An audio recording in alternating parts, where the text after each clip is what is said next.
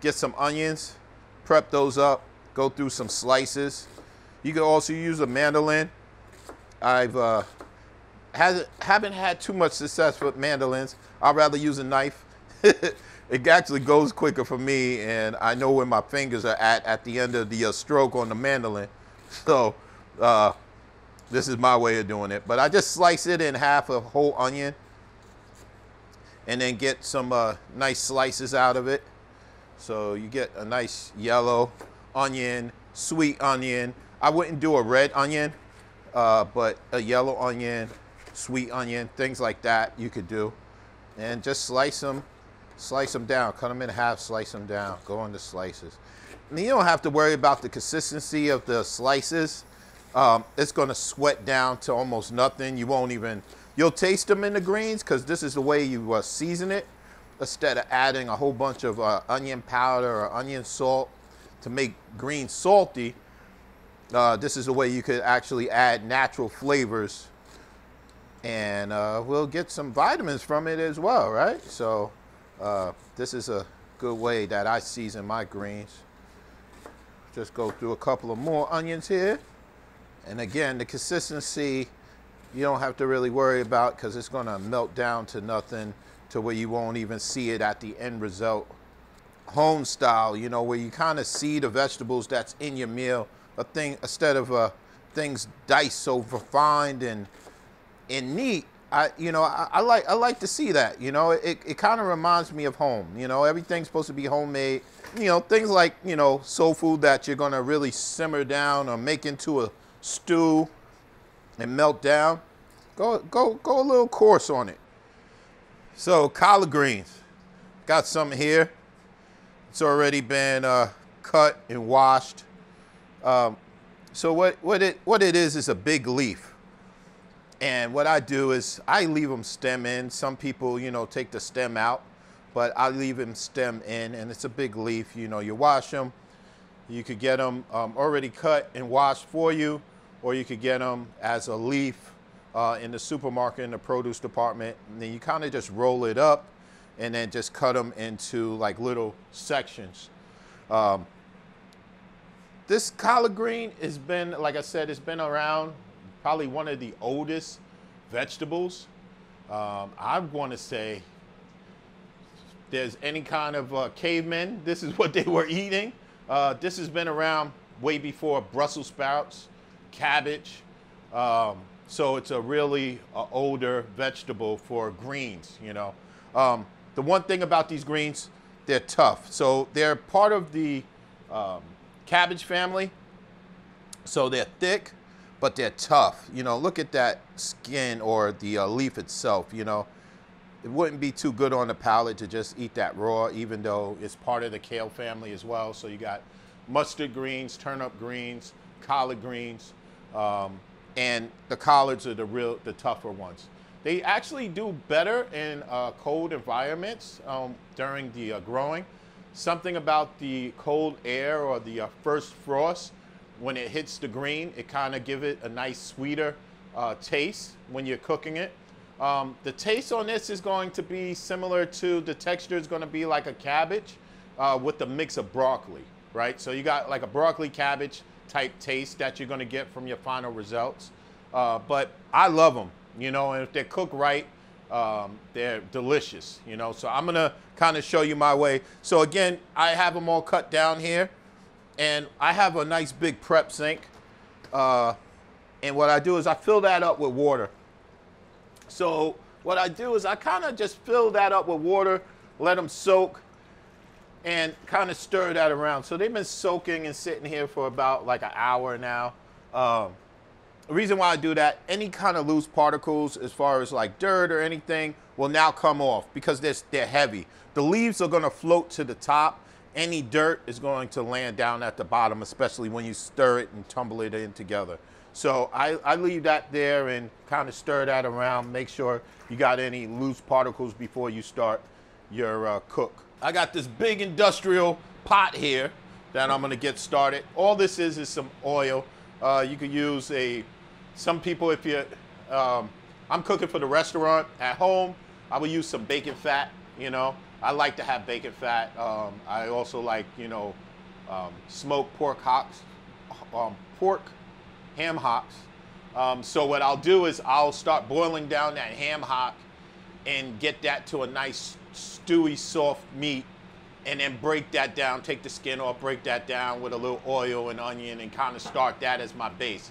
But because a lot of people don't eat pork, I try to cook for the majority of everybody. So I'm just doing this with a little bit of oil and vegetables. So I'm just squeezing in some oil, gonna turn on that fire, get that going. So now that that fire is getting nice and hot, you start seeing that smoke, means your pan is nice and hot. Throw in these onions, hear that start sizzling. And what you're gonna do is just wanna sweat these onions down. I'll stir them around a little bit, kind of get them to break up to where they loose. And so now you got your onion strings, so to speak. I'm gonna throw in a little bit of seasoned salt. You can use your own seasoned salt that you like particularly. And basically seasoned salt is what it is. It just has onion powder, garlic powder, paprika, salt, black pepper. So that helps you out than just using salt and pepper. It gives you a nice little flavor. I'll throw in a little bit of black pepper. I use a coffee grind or a cafe grind black pepper.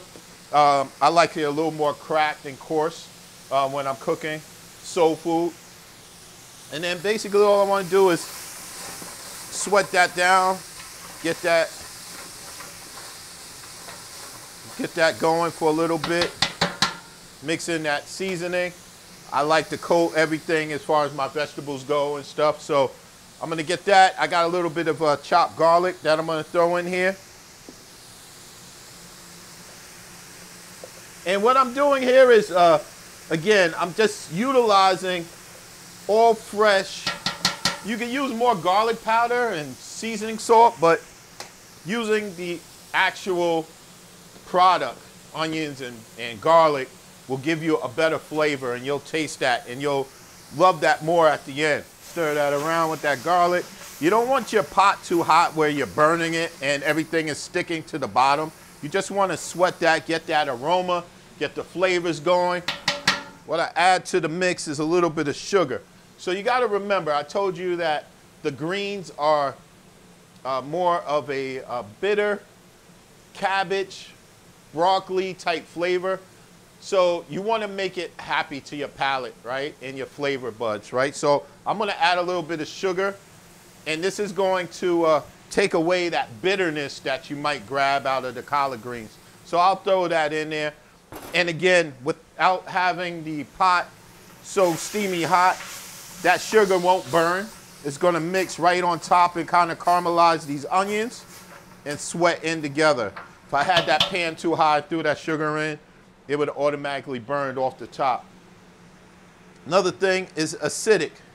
So I got an apple cider vinegar. So apple cider vinegar, that's going to add another flavor profile to these greens.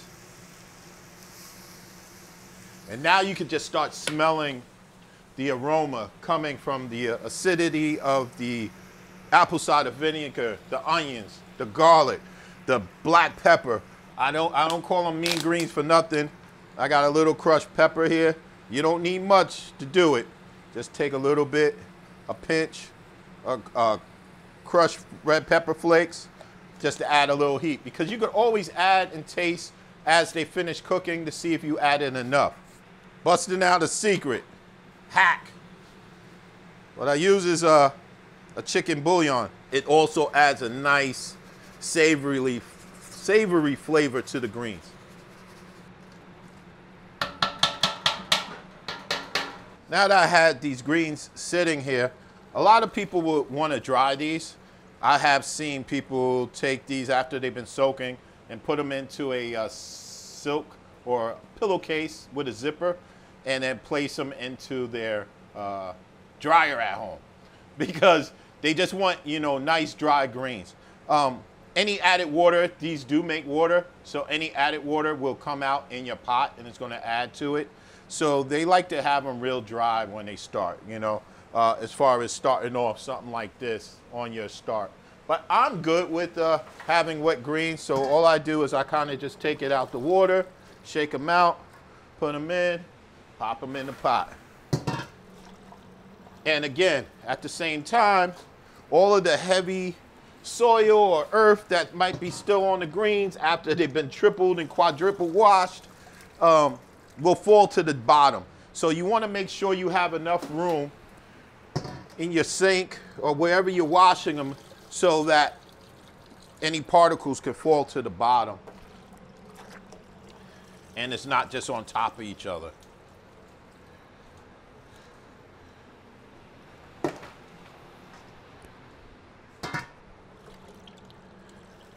So with them being wet, I won't have to add that much water. And the ratio for greens and water, I'm not really sure. So what I do is I make sure I'm not burning the greens. And I'll add maybe about, with all of the greens I'm making right now, I'm gonna probably add like 6 cups. Make sure that that bottom is nice and coated.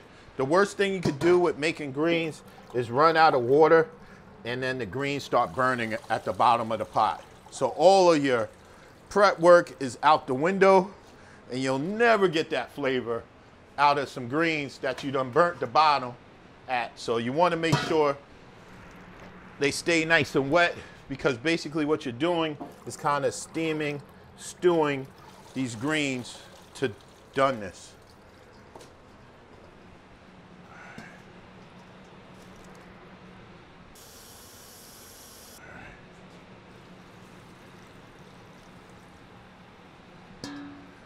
So I probably have enough water up to here.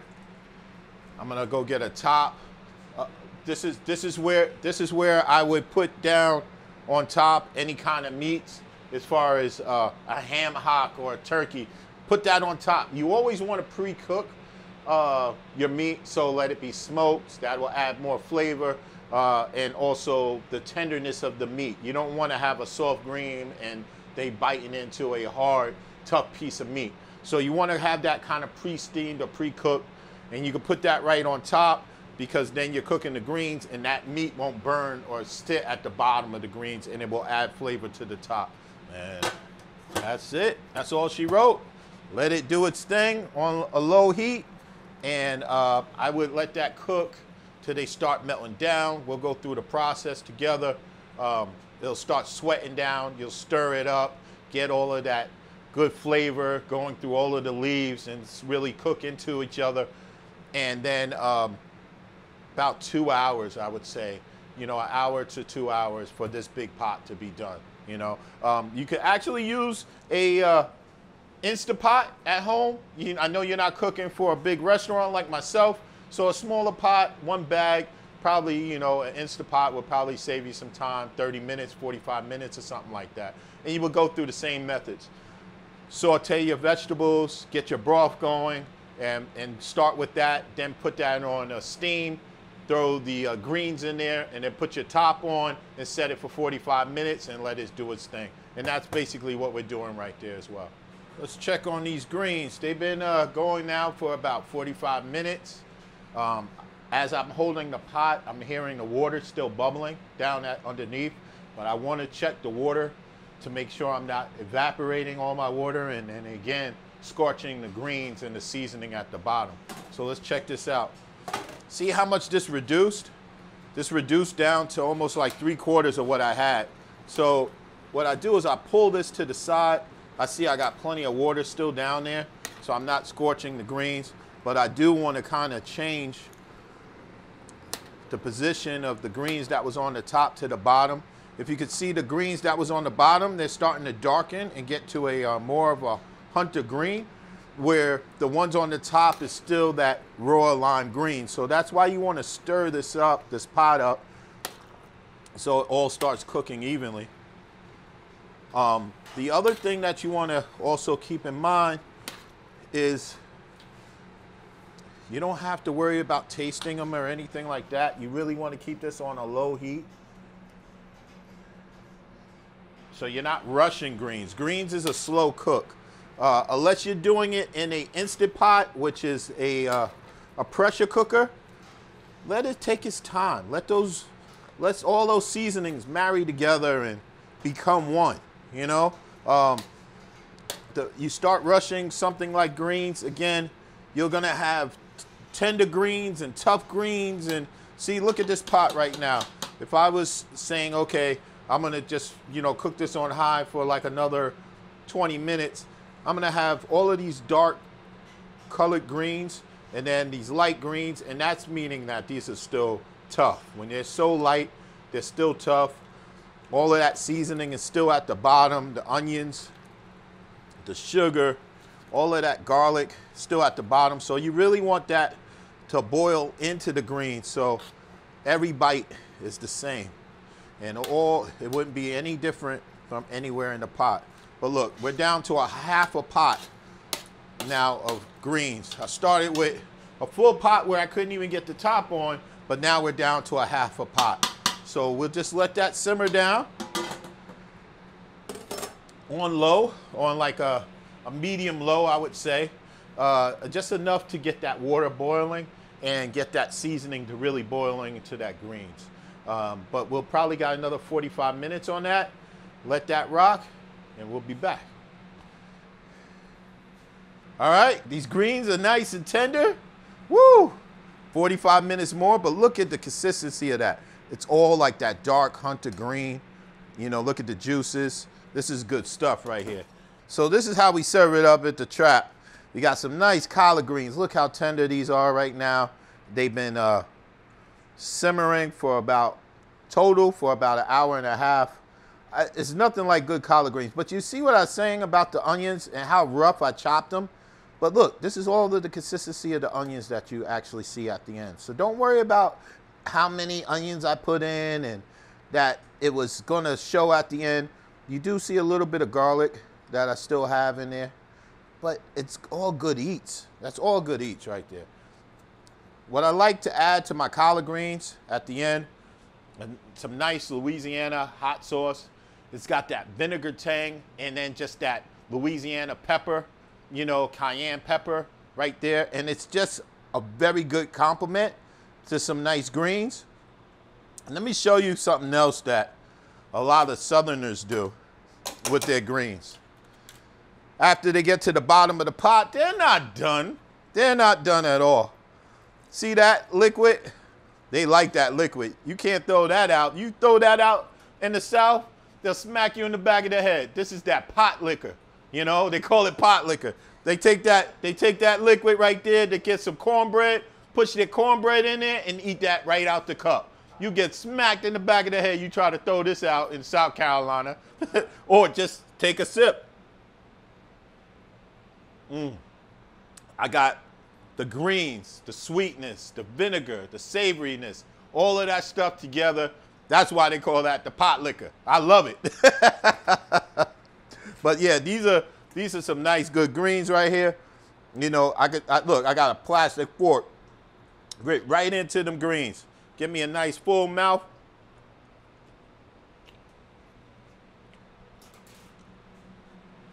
Woo! Grandma would be proud of me. I love them greens, boy. Just get your whole body warm. One bite, it just does something to you. So those are my collards. Check out the rest of my recipes.